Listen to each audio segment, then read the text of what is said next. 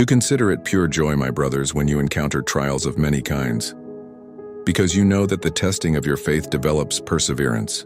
For allow perseverance to finish its work, so that you may be mature and complete, not lacking anything. 5. Now if any of you lacks wisdom, he should ask God, who gives generously to all without finding fault, and it will be given to him. 6. But he must ask in faith without doubting, because he who doubts is like a wave of the sea, blown and tossed by the wind. 7. That man should not expect to receive anything from the Lord.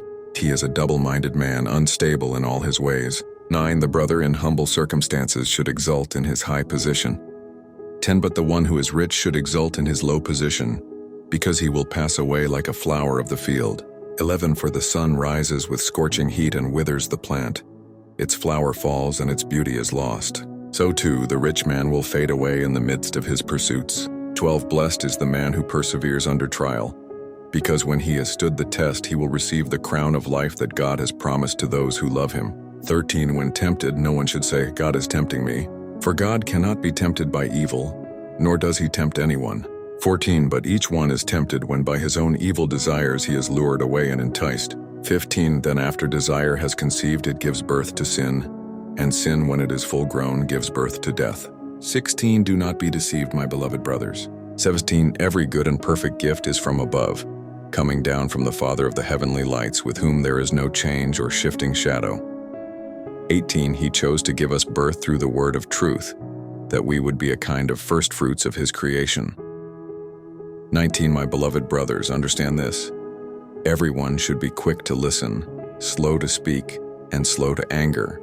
20. For man's anger does not bring about the righteousness that God desires. 21. Therefore, get rid of all moral filth and every expression of evil, and humbly accept the word planted in you, which can save your souls. 22. Be doers of the word and not hearers only, otherwise you are deceiving yourselves.